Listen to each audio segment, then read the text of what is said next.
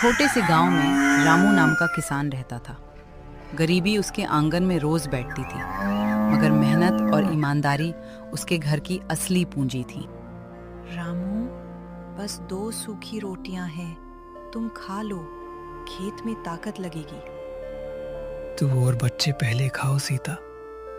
मैं तो मिट्टी खाकर भी दिन काट लूंगा, पर तुम लोगों का पेट खाली नहीं देख सकता। बाबा, आज लौटते समय गुड़ ले आओगे? बहुत दिनों से मीठा नहीं खाया। अगर आज खेत ने साथ दिया ना, तो गुड़ भी आएगा और तेरे लिए चना भी। और मेरे लिए लाल रिबन। स्कूल में सबके बाल बंधे रहते हैं। हाँ बिटिया, तेरे लिए भी। बाप की झोली छोटी है, पर चाहत बहुत बड़ी है। रामू हर सुबह उम्मीद का एक छोटा दिया जलाकर निकलता और शाम तक वही दिया हवा से लड़ते लड़ते कांपने लगता। सुनो, दोपहर की धूप तेज हो जाएगी, थोड़ा पानी बचाकर पीना और ज्यादा जोर मत डालना। जोर ना डालूं तो पेट कैसे भरेगा सीता? धरती माँ से रोटी मांगनी हो तो पसीना चढ़ाना पड़ता है। खेत तक का रास्ता लंबा नहीं था, पर रामू के लिए हर कदम जिम्मेदारियों के बोझ से भारी हो जाता था। चलो मोती, चलो हीरा, आज कुछ अच्छा हो जाए। कब तक बस मेहनत बोते रहेंगे और चिंता काटते रहेंगे? हे भगवान, मैंने कभी किसी का बुरा नहीं चाहा।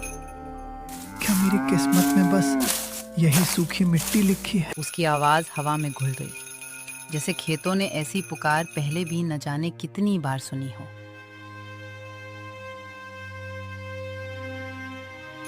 बीज महंगे, पानी कम, ऊपर से साहूकार का कर्ज। आदमी जिए भी तो कैसे जिए? हिम्मत मत हारना रामू, गरीब का सहारा उसका सच और उसका श्रम ही होता है। सच से पेट भरता तो गांव में कोई भूखा ना सोता, पर झूठ बोलूं तो दिल जलने लगता है। रामू के भीतर सवाल बहुत थे, मगर जवाब कम। फिर भी उसके हाथ रुके नहीं। बाबा, अम्मा ने पानी भेजा है और कहा है धूप चढ़ने से पहले थोड़ा आराम कर लेना। तू क्यों आया रे? नंगे पांव मिट्टी में कांटे चुभ जाएंगे। मैं मजबूत हूँ बाबा, बड़ा होकर तुम्हारे जैसा किसान बनूंगा। मेरे जैसा नहीं बेटा, मुझसे अच्छा बनना। इतना कि तेरे बच्चों को गुड़ मांगते हुए डर ना लगे। बाबा, तुम उदास हो? नहीं रे, बस धूप आंखों में लग गई। जा, अम्मा की मदद कर। बच्चे चले जाते थे, पर उनके छोटे छोटे सवाल रामू के सीने में देर तक गूंजते रहते थे। चलो, आज आधा खेत और जोत देंगे। शायद मेहनत देखकर ऊपर वाला भी पिघल जाए। दोपहर ढलने लगी, मिट्टी की परतें खुलती गईं, जैसे धरती अपने भीतर छिपी कहानियां धीरे धीरे बाहर ला रही हो। अरे, ये क्या अटका? पत्थर तो नहीं, पर आवाज कुछ अलग है। हल की नोक किसी सख्त चीज से टकराई थी। मिट्टी के नीचे कुछ था जो साधारण नहीं लगता था। इतनी गहराई में पत्थर? नहीं, ये तो गोल सा है, जैसे कोई बर्तन हो। हे राम, कहीं किसी पुराने जमाने की चीज तो नहीं?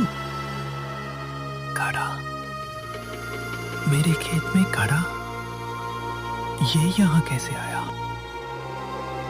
उसका दिल जोर जोर से धड़कने लगा। गरीबी में जीने वाला मन आशा से जल्दी भरता भी है और डर से जल्दी कांपता भी।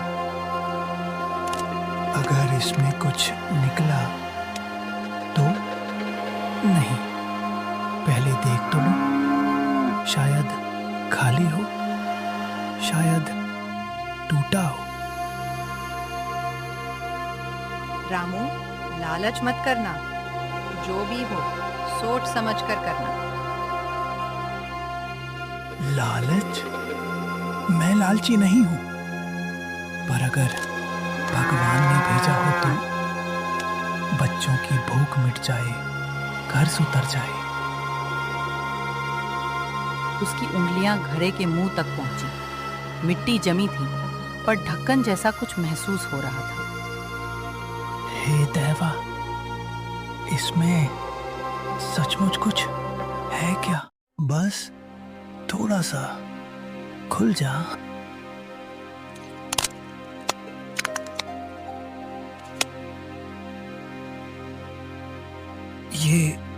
ये चमक कैसी? घड़े के भीतर से धूप टकराकर ऐसी लौटी मानो मिट्टी के अंधेरे में किसी ने चुपचाप सूरज छिपाकर रख दिया हो। सोना? नहीं, क्या सच में सोने के सिक्के? मेरी किस्मत क्या आज सच में जाग गई, या ये मेरी आंखों का धोखा है? रामू घड़े को देखता रह गया। उसके सामने सिर्फ सोना नहीं, बल्कि अपनी पत्नी की थाली, बच्चों की मुस्कान और कर्ज से मुक्त जीवन की छवि चमक रही थी। पर ये धन मेरा है या किसी और का? अगर गांव वालों को पता चला तो, अगर साहूकार ने छीन लिया तो? किस्मत ने उसके दरवाजे पर दस्तक तो दे दी थी, मगर उसके साथ एक कठिन सवाल भी रख दिया था। नहीं, पहले इसे घर ले जाऊंगा, सीता से पूछूंगा। सच का रास्ता कठिन है, पर वही सही होगा। रामू ने कांपते हाथों से घड़े को उठाया।